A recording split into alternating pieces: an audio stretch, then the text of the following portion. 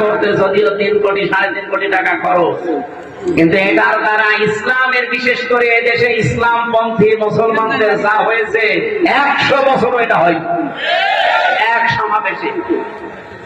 আন্তর্জাতিক মহল থেকে বিশেষ করে যতগুলো রাষ্ট্রদূত বিশ্বের কাজ করে এই দেশে, সব এখন জামাত অফিসে এসে ধর্ণা দেয়। আপনি দেখেছেন প্রতিদিন বাংলাদেশে বিভিন্ন দেশের রাষ্ট্রদূত, বিভিন্ন দেশের উপপ্রধানমন্ত্রী পর্যন্ত এসে দেখা করে যাচ্ছে। কেমনি এমনি করে তারা।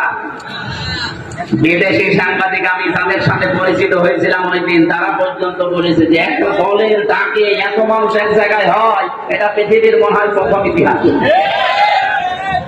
ওই সাংবাদিক ফ্রান্সে, উনি ইংরেজিতে বলছিলেন যে একটা দলের ডাকে এত মানুষ ঢাকাতে, এটা মনে হয় পৃথিবীর প্রথম ইতিহাস, এত মানুষ এক জায়গায় হয়।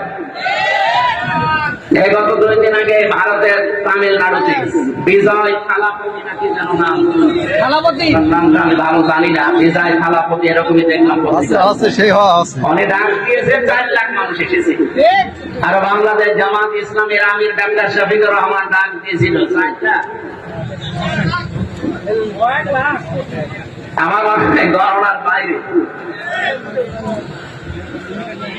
আপনি কি মনে করছেন যে এই সমাবেশ যদি বাংলাদেশের আর 73টা দল আছে, যে কোনো দলকে করতে দেন তো 3 কোটি টাকা না, আমি 30 কোটি টাকা তাদেরকে বলবো খরচ করতে, তাও তারা এর অর্ধেক মানুষ নিয়ে আসতে পারবে। কারণ আমরা যারা এদেশে জামাত ইসলামী থেকে ওই জায়গায় গিয়েছিলাম, এটা ইবাদত মনে করে গিয়েছিলাম, এটা একটা হিকমা। আমরা হেকমার ব্যাখ্যায় অনেকগুলো বিষয় ছিল, আমি সবগুলো নিয়ে আসতে পারছি না। আমি শুধু এই মক্কা এবং মদিনায় নাসিল হওয়ার একটা প্রেক্ষাপট নিয়ে আসতে চেয়েছি। এদিকে তাকান, এই সূরা নাসিল হয়েছে মক্কায়। কোথায়? কোরআন শরীফের ভেতরে মক্কায় নাসিল হওয়া সূরা 92টা, আর মদিনায় নাসিল হওয়া সূরা 22টা। অন্য আরেকটা বর্ণনা আছে 86টা আর 28টা। আমরা প্রথমটায় ধরলাম, এই সূরাটা মক্কায় 165টা আয়াত আছে, আমরা মাত্র একটা আয়াত পড়েছি। আমার এই মাথার ভেতরে এই আয়াত নিয়ে যত তথ্য আছে, 1 ঘন্টা ধরে এমনি বললাম, কিয়ামত পর্যন্ত আলোচনা করলে আয়াত শেষ হবে না, এত কথা এর ভেতরে আল্লাহ লুকিয়ে রেখেছে। আমরা হালকা টান দিয়ে কিছু বের করতে পারবো ইনশাআল্লাহ, আপনাদেরকে ডেলিভারি দেবো ইনশাআল্লাহ। তাহলে সূরাটা নাযিল হয়েছিল কোথায়? মক্কায়। এই জন্য সূরার নাম মাক্কি সূরা। মদিনায় যতগুলো সূরা নাযিল হয়েছে সবগুলোকে বলা হয় মাদানী সূরা। শিক্ষা কি? আপনি দেখবেন যতগুলো সূরা মক্কায়, এই 92টা সূরা কোন জায়গায় ইয়া আইয়ুহাল্লাযীনা আমানু পাবেন।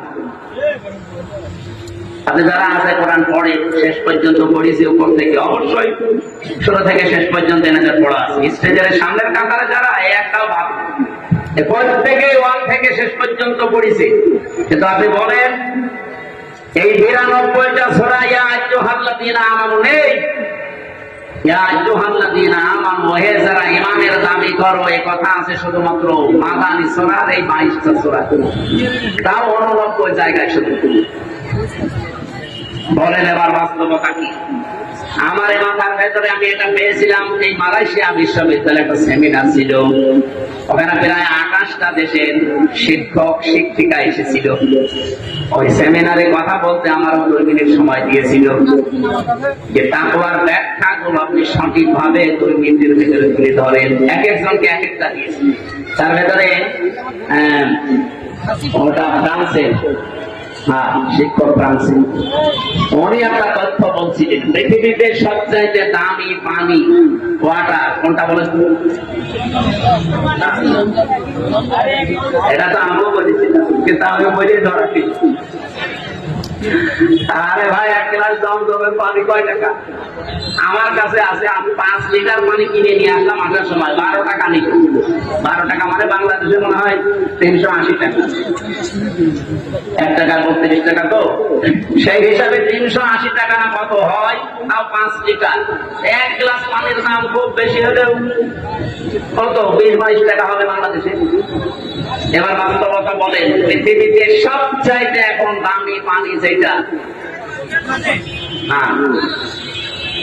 একোয়া ক্রিস্টালা নীতা আম্বানির বউ নীতা আম্বানি পান করে কি নাম কি আম্বানি পান না মুকেশ আম্বানির স্ত্রী নীতা আম্বানি একটা স্বর্ণের কি যেন মিশিয়ে দেয় খুব দামি পানি 1 লিটার পানির দাম বাংলাদেশের 3.5 লাখ টাকা আমার মনে হয় মহিলার যদি 24 ঘন্টায় অন্তত 3-4 বোতল পানিও লাগে 3-4 লিটার কত টাকার পানি লাগতে পারে আপনি বলেন তো 10-12 লাখ টাকা শুধু পানি খরচ হয়